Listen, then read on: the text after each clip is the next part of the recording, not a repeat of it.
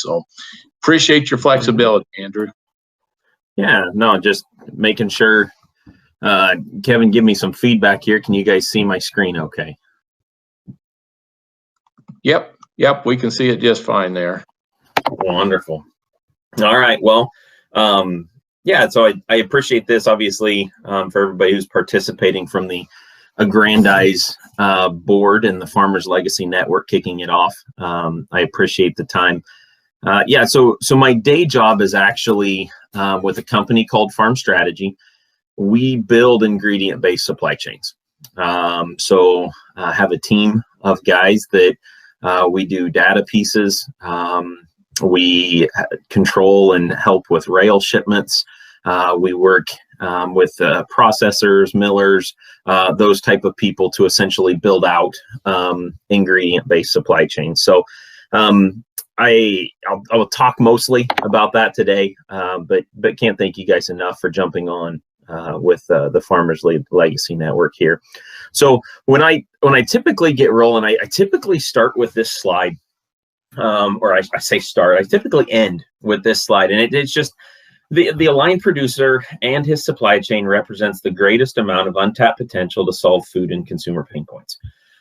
So when you look at what is being felt by bakers or Walmart, Costco, retailers, even the quick serve restaurants, think like your Subways, your Wendy's, the issues that they're feeling, most of the times they actually don't internally associate with agriculture. They'll internally associate with their R&D program. They'll internally, that next person in the supply chain, they'll be like, hey, I need better quality. They'll trust it to that person. But the reality of it is that most of what the supply chain is dealing with right now, it is a producer issue that needs to be conveyed through his supply chain. And so when you look through alignment, what you have to begin to understand is this idea of siloed information.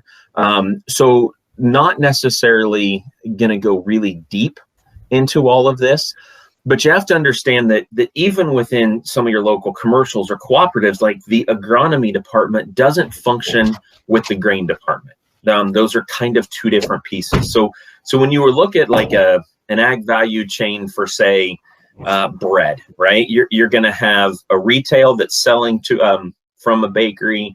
A bakery is buying flour from a miller is buying grain from commercials or cross-country merchandisers. That grain might have been bought and sold like 2 or 3 other times before it ever touched hands with the producer. And in every one of those segments, we have silos of information because it's just necessary for us to protect our defenses and to protect our business models, for lack of a better term. So when we say that the aligned producer, and this is where even Chuck mentioned the under 40s are connected to food. This is where these companies are now starting to come in and say, look, I need better alignment. And that alignment comes in multiple ways, and we'll go through it. But you need to start thinking of data alignment, this data connectivity that's out there. You have to think through physical grain and logistics. So I'll go into a little bit how I think the market's probably going to divide for us. But physical grain has to show up for people to consume. And that's actually a lot more difficult than you think. Then there's the ideology behind it, as well as then this value, right? What's it actually worth? How does the value need to trickle down through the supply chain and go through each person to compensate them for the trouble of rethinking the supply chain? So some of these topics I've listed down here in terms of clean labeling. There's this idea of food as preventative medicine, which is an intriguing piece, but I will tell you that that's probably going to become more the norm. Carbon, super trendy right now. Microsoft came out with Truterra. You got some of the other people out there with carbon. What is regenerative agriculture? Sustainability. Are those three actually the same thing? Are they different things? And then we have this, and I never get this right. Is it farm to fork? Is it farm to table? Is it farm to plate? Is it farm to whatever? Like all of these ideas, you have to start thinking about alignment. and the breaking down of the silos that the current market shoves rivers of grain through. Two really practical examples, if you want to research them and start to gain some insight. Lincoln Premium Poultry, that's a Costco product for their rotisserie chickens.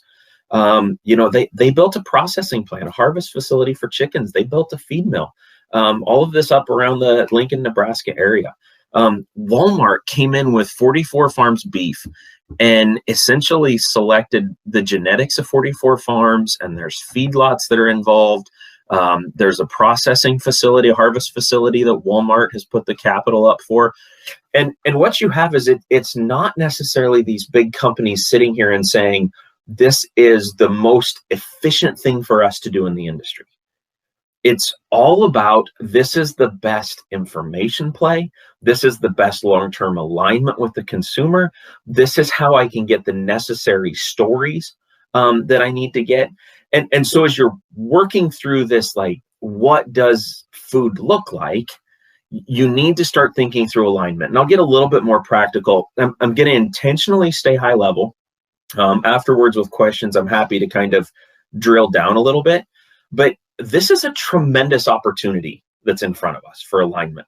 The problem that we have to work through is, like, with every opportunity, there's significant risk.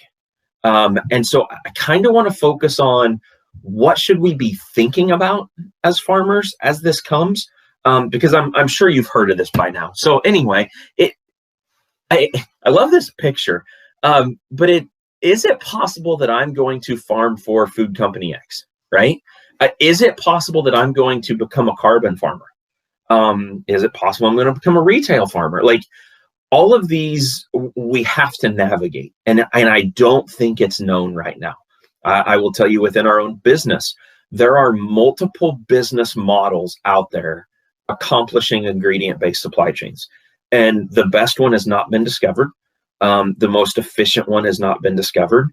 It's a little bit of, we got to grope in the dark to find what actually sticks. But I think, as a general framework, start to divide this coming market into two different items in your head. The first one is going to be this carbon offset, carbon trading, platform pieces where you sign up your acres and your ability to sink carbon into the ground is traded to somebody who has no choice, right? So Microsoft, massive server farms, user of electricity, all these type of things. They offer X number of dollars to essentially offset their carbon that they're consuming. That's a play that is okay. I think it's good. I think good for the farmer. Ideologically, I'll be honest with you, I don't completely get it. Because if I'm just trading carbon with somebody, like, is that a new form of currency? Is that is it just a social thing that as soon as society changes, that market's gone? And I, I'm learning it, but not the area that we play in as farm strategy, but definitely an area that you need to think through. And I'll go through a little bit of how I kind of think through that. The second piece of it, though, is this physical delivery of products. So think of both of these of like, go to Walmart, right? Walmart uses electricity. They have a massive logistics and distribution center. They probably have an own server farm of their own, all this type of stuff. And so Walmart or Costco or, Kroger, Safeway, any of these other guys, they're probably going to function at some point in a carbon offset market because of their power consumption, because of, whatever other pieces there are, right? But they're also going to then have consumers who walk in and want to buy a loaf of bread that was produced by somebody who cares about carbon.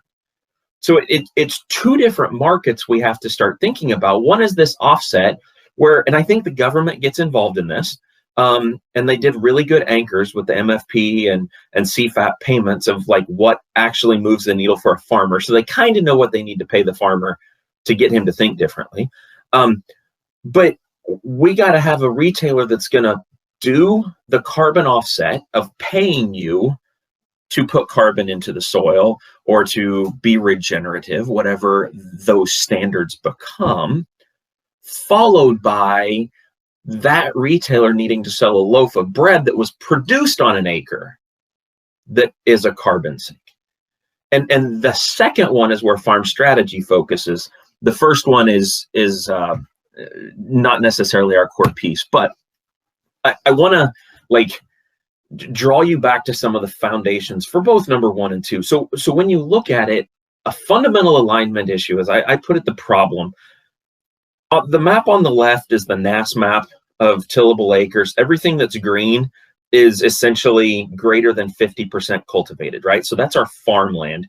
Over on the right is 2010 to 2018 population distribution changes, right? So it's not necessarily where the population core is as much as it's where the population core is moving to.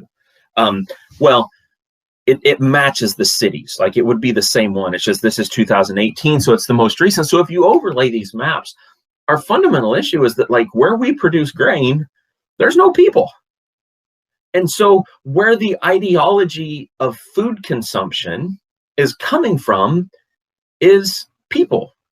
And so when it comes back to us is now this engagement that you're starting to see of, well, I really care about my food.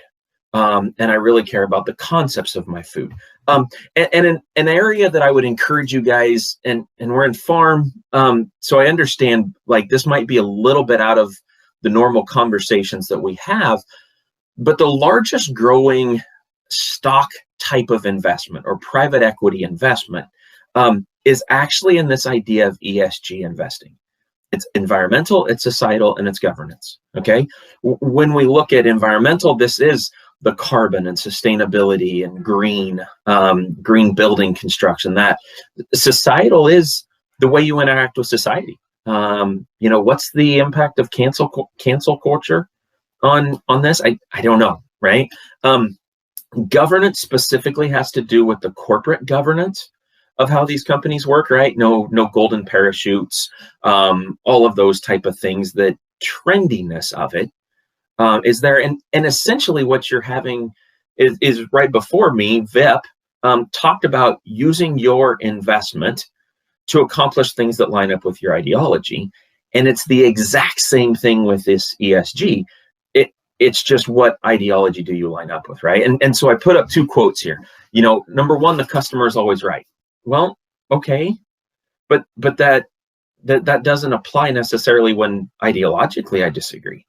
Or what about when it comes to the governance of my farm? Do I agree or disagree? Like, is the customer actually right in telling me what to do? Even Chuck mentioned that, right? Like, it's a watershed bill. Is the government going to govern?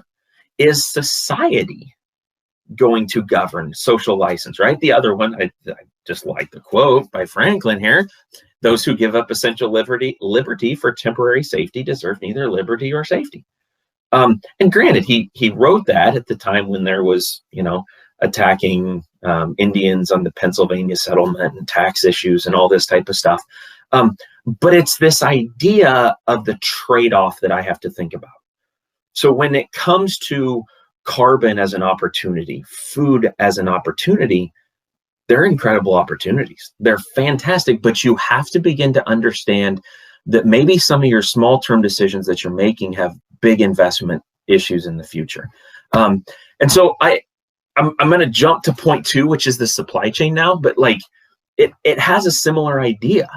So when I all of a sudden go and say, okay, I am now going to be a food producer, that completely like changes my risk, right? You got this transition from, I think he's probably a truck driver by the blue parrot earpiece that he's wearing over there, right? Like I'm dropping off a grain, and in dropping off that grain, I'm kind of done with it at that point. Mentally, maybe I got a merchandising decision, there's storage decisions, but at this point, control is done. Whereas if my customer's actually, the mom and her daughter over here making breakfast together, that's a whole different set of risk, right? And most of that risk is around this idea of I can be anonymous in one, but I can't be anonymous in another. Okay. So how this plays out, I just called it the removal of anonymity. And we sit here and kind of go, okay, what does that actually mean? Right. Well, when it rains on the Canadian plains or in Minnesota or whatever, we know that a fair amount of that ends up in the Gulf of Mexico through the Mississippi River. But I can't identify it. I can't tell you what came from there, nor from the Missouri, nor from, the Ark River or the Ohio or the Cumberland. Like, I can't tell you that. And it's the same thing you have to start thinking about in agriculture. And how do we begin to turn that? So for me to execute an anonymous bushel from a cooperative or a farmer into a flour mill, that's easy. We've built contract specs around it. We've built storage facilities around it. We've rethought those small storage facilities for unit train facilities. And the goal is to get it through and have mass flow. But all of a sudden now we're saying, wait a second, but I want that specific piece. So now that which was anonymous as it went into that storage facility is now needing to be identified. So my elevator's not built for that. The railroad doesn't execute timely for us to have that done. My flour mill was built in the 70s when we were having all this commodity grain show up. I don't have the space, right? And oh, by the way, now the town's completely grown around me, so I can't even get the space. So what we've done in food, and we've done it well, and food's cheap here, but all of a sudden now it's hard to execute when we want intelligence behind it. Now, back to the farmer to defend it, right? When you drop off your grain, even if it's at a flour mill or it's at an ethanol plant, whatever, you become part of the flow of what's there, right? So, flour industry is notorious for E. coli recalls, right? I think 2 years ago, maybe we had a $30 million recall for flour. And at that point, you're like, I'm really, really glad that they didn't know that I dropped flour off that day, right? It's easy for me to defend it because you can sit here and say, hey, there was grain dropped off during the month of February that caused a recall in March. And you can sit there and say, well, I dropped grain off, but it wasn't mine. Well, what all of a sudden if we start putting chain of custody in place on it, right? I'm now removed. I have a whole different set of risk. And how do I quantify that risk? How do I insure against that risk? How do I build up my network so that when a real risk happens, I'm insulated from some of it, right? If I'm an individual farmer and I got somebody who comes to me and says, hey, Andrew, I need you to produce for my bakery, okay? Well, what about the year when I have a vomitoxin issue, right? Do I want to be forced to deliver a product that's lost all of its value because of vomitoxin to somebody who honestly at that point doesn't even want my contract, right? So it's really nice, this anonymous nature, but it's changing and it's being demanded more information. How do we create liquidity when it's anonymous, right? Well, it's easy. Grain can come from anywhere to anywhere, state your price, offer liquidity to the market, and off you go, right? But what if it's when I need that grain and all of a sudden I can't get you that grain, right? That legs broke down. That is in the middle of corn harvest. That grain shipped 6 months ago because you didn't offer it in time, right? All of these things we've built into the market that we now have to sit here and say, okay, how do we backtrack it a little bit to where I can take what is grown in the core of our growing area, where we have way too much of it, and I can distribute it through a supply chain that loves anonymity, but I can do it in a knowledgeable way that feeds people the way they want to be fed. And, the way they want to be fed, okay? So that's what's there. Who wants to participate in it, right? Some people will say, no, I got a business model to defend. Too much of my profit goes from that system that I'm going to resist it. What's the price? What's my value, right? I think that might be the bigger issue. There's going to be a lot of participants if it's like, hey, we'll double the price of corn. everybody wants to participate then, right? But how do you get it started? Who's the players that bring that in? And so I'll transition now, like from high level stuff to like, so what are you supposed to do when you leave here, right? Number one, you have to begin to view your farm as a data play. Okay, Bill Gates did not become the largest landowner in the United States because he quit desiring to be a technology guy. Right? He didn't. Your farm, your data is going to be important. I do not have a single program that I'm working on or that we've executed against in which information is not a part of the passage of that physical delivery of grain, right? Whether it be a variety solution, whether it be a quality testing mechanism against it, it's an increased data piece, right? So when you look at your operation, if you're an individual farmer or you serve farmers and you go back, understand that now is the time for you to start learning, how do I collect my data? How do I view my data?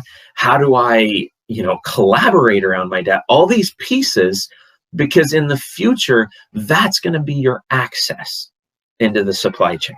If you want to be a food participant, you're not going to be able to get in without information. Okay, just an underlying fundamental piece that's there. The other thing I would encourage you guys to think about is to know the game and the players. Okay, there's a couple of books on this.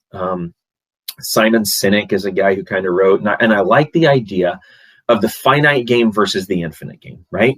The finite game we understand mainly through sports. It's a good concept, that finite game of, hey, the whistle blows, it's done. There's a very clear set of rules, right? Like that's holding, that's traveling, whatever that game is for you. You know the rules, you know the game, and so you play by those rules. I would actually say agriculture had a little bit of a finite game. There's some infinite pieces to it, but mostly it's been about yield and price. Okay, like that's kind of the game. The issue now is we're transitioning to this infinite game. So when you have a finite game, you have a defined start and a defined end and defined rules in it, but the players are also defined, right? I guess it will continue to exist. And so when we look at a food chain right now, don't necessarily desire the finite game.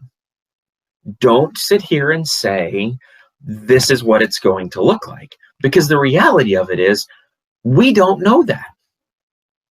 The goal for your farm now should be to learn and to exist when all of these business models and all of these players and all of this venture capital comes in. Your goal should be to exist when it all shakes out, right? We don't know who the players are going to be. I would be pretty confident in saying that some of the big names that you see in food production or processing or grain store, they will probably not be around. I don't know, give it 10, 20 years, whatever, right? You're seeing it today. You're seeing companies sell off their commercial grain assets. You're seeing people desiring to get out of certain types of processing, right? We don't know what it looks like.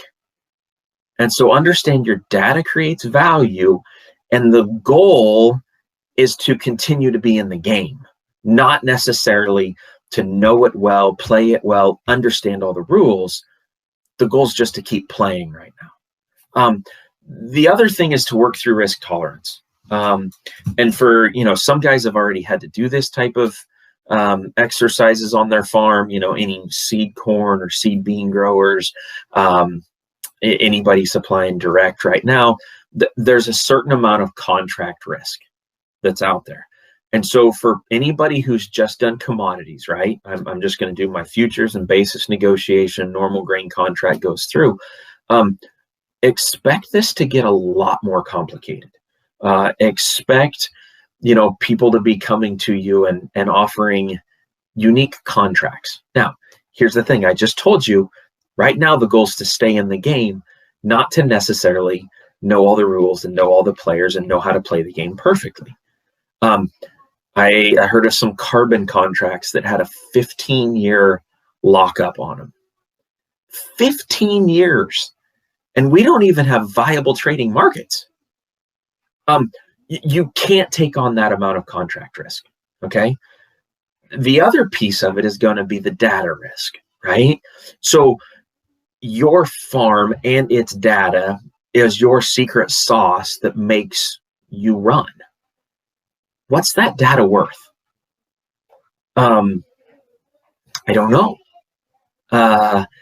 If the government requires you to report all of your data in the future and it becomes this one big collective database, well, it just got a lot less valuable, right?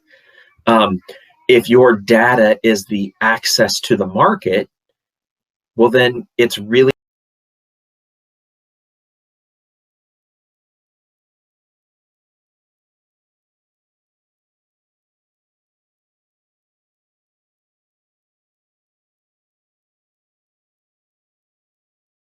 these pieces. So anyway, these are the tangibles. It's coming. This is what you need to think of if you're on your farm. So what if you're ag retail, inputs, grain storage, that type of thing? It used to be that a defensible position was to have the relationship with the farmer or to be the best price. I firmly think that the defensible position of the future does not rest upstream from, in that farm piece. That defensible position rests actually with the end user. It's a downstream from you defensible position, right? Your ability to put agronomy onto an acre, executed through a facility, that's a defensible position when the end user's involved.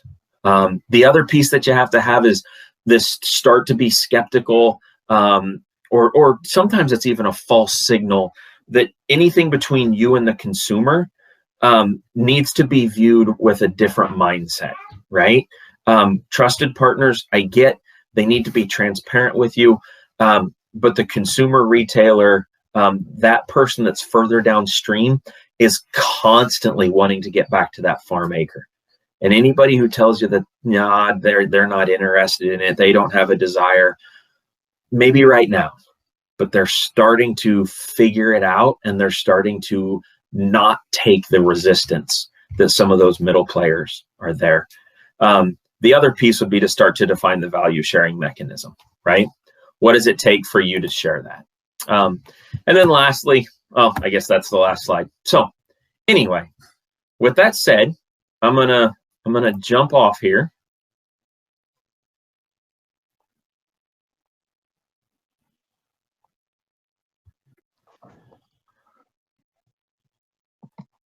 Okay. All right, Kevin, can you see me? I'm back. Yep, I can see you here, Andrew. So okay, did you lose me? Do you have a? I did. I got knocked completely off the system there for a little bit and came back on. But I do have a question here for you, real quick, and then we'll keep rolling. Bring Matt back up. But this question is, it says, is there any defined approved measures of carbon credits? You're pretty subjective at this point. Yeah, so you're going to be above me a little bit to answer that definitively. What we're working in, most of the time, it's the person who's offering the carbon credit is the person that is somewhat defining what they want in that carbon credit. So I wouldn't necessarily say there's a clear contract spec against it. But I think that there are people being clear about it. Now, you can actually ask that question to Matt, because I know he does some of that carbon credit analysis for American Ag Credit.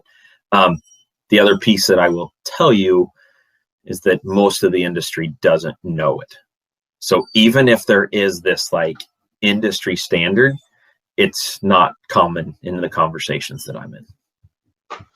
Right. No, and that's, by the way, that's been my experience as well, as far as there's different ways to measure the carbon and different benchmarks to base that carbon credit off of. And certain buyers of carbon credits want to measure things differently, right? And so absolutely, a lot of it just depends upon the buyer, has been my experience so far. I would I would suspect that this will become more and more standardized as time goes, and people will demand it to be. So I think what's interesting is, so a really like people in the carbon credit markets, they really like no-till farming, and that's okay and good. So if you're a no-till farmer today, do you get paid for the work that you did before? Or if you're a tillage farmer today, do you get a bigger reward to go from tillage to no-till? And so technically, if I get paid more to go to tillage to no-till rather than being in no-till already, how many no-till guys are going to sit here and say, well, if that's the case, I'm going to go till it up for 2 years, right? Like, that's what nobody understands of this game. So once again, it's being in the game that matters more than necessarily knowing the complete game. Yeah, no, I agree. I do believe there's opportunity there, but there's a lot to be learned as well. Absolutely. So there are a couple more questions here, but on the sake of time, I think we better keep moving. We'll try to answer some of the unanswered questions via email as we get a chance after these sessions are over. So, Andrew, thank you very much. Appreciate you jumping in and being flexible there. So, well, and then Justin, if you want to go ahead and bring Matt